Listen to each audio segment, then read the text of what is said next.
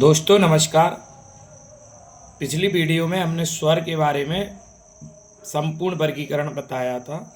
आज पढ़ेंगे व्यंजन का संपूर्ण वर्गीकरण। व्यंजन होते क्या है, परिभाषा क्या है। स्वर की सहायता से बोले जाने वाले वर्ण व्यंजन कहलाते हैं। प्रत्येक व्यंजन के उच्चारण में आ स्वर मिला होता है, यानी छोटा आ जो है हर व्यंजन के उच्चारण में होता है। व्यंजन की संख्या 33 है। द्विगुण व्यंजन डा और ढा को जोड़कर 35 हो जाती है। आइए देखते हैं व्यंजनों का वर्गीकरण।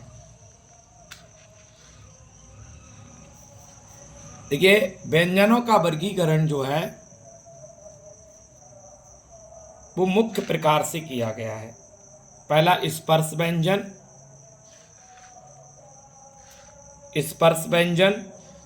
दूसरा अंतस्थ व्यंजन, तीसरा ऊष्म या संघर्षी व्यंजन और चौथा है संयुक्त व्यंजन। तो आइए पढ़ते हैं हम स्पर्श व्यंजन। स्पर्श व्यंजन इनकी संख्या जो है वो 25 है। ये का से लेकर मा तक होते हैं और इनको 5 वर्गों में बांटा गया है। का वर्ग, चा वर्ग, टा वर्ग, ता वर्ग और पा वर्ग। प्रत्येक वर्ग में 5 वर्ण होंगे। का वर्ग में का, खा, ग, घा, औंगा। इनका उच्चारण स्थान है कंठ से। का वर्ग का उच्चारण स्थान क्या है? कंठ। इसके बाद आता है चा वर्ग। इसमें भी 5 वर्ण, चा, छा, जा, झा, या। इनका उच्चारण होता है तालु से। तालु से चा वर्ग का उच्चारण। फिर आता है टा वर्ग। टा वर्ग का उच्चारण स्थान है मूर्धा। टा, ठा, डा, ढा, अणा। इसके बाद ता वर्ग। ता वर्ग का उच्चारण ता, था, दा, धा, ना। ये दंत से उच्चारित होते हैं, दांतों में जीभ टच करती है। और पा वर्ग का उच्चारण है ओष्ठ से। इनमें दोनों में, उनके उच्चारण में दोनों ओंठ आपस में मिलते हैं। पा, फा, बा, भा, मा। इसके बाद इनमें कुछ और भी वर्ण होते हैं, जैसे कि देखिएगा घोषत्व के आधार पर। किसके आधार पर? घोषत्व के आधार पर। घोषत्व का मतलब होता है कंपन। 2 प्रकार के होते हैं, अघोष और सघोष। अघोष का मतलब होता है कि जहाँ पर कंपन ना हो, जिन्हें बोलने में कोई कंपन ना हो। और प्रत्येक वर्ग के, जो स्पर्श व्यंजन में 5 वर्ग बताए, उनके प्रत्येक वर्ग का पहला और दूसरा वर्ण, यानी देखिए का, खा, चा, छा, टा, ठा, ता, था, पा, फा, ये अघोष वर्ण होते हैं। इनके उच्चारण में कोई कंपन नहीं होता।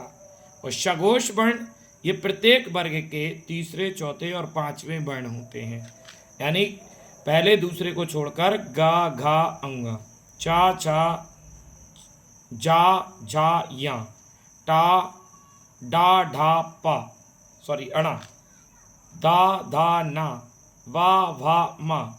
ये तीसरे चौथे वर्ण आपके सघोष वर्ण होते हैं। इनके उच्चारण में कंपन होता है। इसके बाद होता है प्राणत्व के आधार पर, जिसका मतलब है वायु। ये 2 प्रकार के होते हैं, अल्पप्राण और महाप्राण।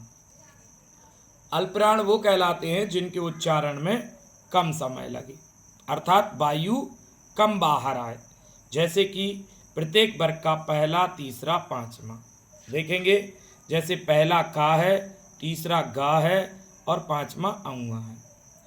ऐसे ही हर वर्ग का चा, जा, या। टा वर्ग में टा, डा, अणा।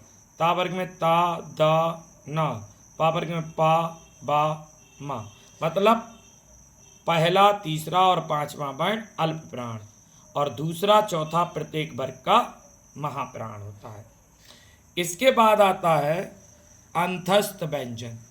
अगला क्या है? अंतस्थ व्यंजन। अंतस्थ व्यंजन उन्हें कहते हैं जो स्वर और व्यंजन की बीच की कड़ी होती है, यानी स्वर और व्यंजन के बीच के जो वर्ण होते हैं वो अंतस्थ व्यंजन कहलाते हैं। इनकी संख्या 4 है। देखिए, या, रा, ला, वा। या का उच्चारण तालु से, रा का उच्चारण वर्तस या दंत मूल से, अर्थात हमारी जीभ फैलकर दांतों में जहाँ से निकलते हैं यानी मसूड़ों से में स्पर्श करती है। लावी वर्तस या दंतमूल या मसूड़े से, और वा दंत और ओष्ठ दोनों से बोला जाता है, यानी दांत और ओंठ के इस्तेमाल से वा का उच्चारण होता है। और चारों के चारों अंतस्थ व्यंजन शगोष हैं, मतलब उच्चारण में कंपन होता है, और अल्प प्राण है, यानी कम वायु बाहर आती है। तो चारों के चारों अंतस्थ व्यंजन सघोष और अल्प प्राण भी हैं। अब इसके अलावा या और वा को अर्धस्वर कहते हैं। रा लुंठित है, जीभ लुढ़क कर स्पर्श करती है, और ला पार्श्विक है। इसी प्रकार से आगे देखते हैं ऊष्मीय व्यंजन। कौन से व्यंजन है? ऊष्म या संघर्षी व्यंजन। देखिए, इनकी संख्या भी 4 है। तीनों सा और हा, शीटी वाला सा, षटकोण वाला सा और सफेरे वाला सा। शीटी वाले शा का उच्चारण स्थान तालु से है, शा। षटकोण वाला मूर्धा से, षटकोण का सा मूर्धा से, और सपेरे वाला सा दांत से उच्चारित होता है, और हा कंठ से। तीनों के तीनों सा अघोष है और महाप्राण है। अघोष मतलब कंपन नहीं होता, महाप्राण मतलब ज़्यादा वायु बाहर लेके आते। और हा जो है वो शघोष है, अर्थात कंपन होता है लेकिन महाप्राण है। यानी चारों ऊष्म या संघर्षी व्यंजन महाप्राण होते हैं। अब ऊष्म या संघर्षी क्या कहलाते हैं? जो अंदर से गर्म वायु बाहर लेके आते हैं उन्हें ऊष्म या संघर्षी व्यंजन कहते हैं। इसके अलावा 4 संयुक्त व्यंजन भी हैं, छा, त्रा, श्रा, ज्ञा। छा जो बनता है वो का हलंत सा से मिलकर, यानी का आधा होता है और षटकोण का सा पूरा होता है। त्रा ता हलंत रा से, श्रा जा हलंत या से, और ज्ञा शा हलंत रा से। यानी आगे वाले अक्षर आधे हैं और पीछे वाले अक्षर पूरे हैं, इसीलिए 2 अक्षरों से मिलकर बने हैं, इसीलिए इन्हें संयुक्त व्यंजन कहते हैं। इसके अलावा एक नोट है, वो भी आप देखिएगा। कुछ विद्वान चा वर्ग को, जो स्पर्श व्यंजन की संख्या 25 है, उनमें चा वर्ग जो है उसको स्पर्श संघर्षी भी मानते हैं, क्योंकि ये भी अंदर से वायु गर्म लेके बाहर आते हैं। और प्रत्येक वर्ग का 5वां वर्ण नासिक व्यंजन कहलाता है, यानी इसका उच्चारण नाक से होता है। धन्यवाद।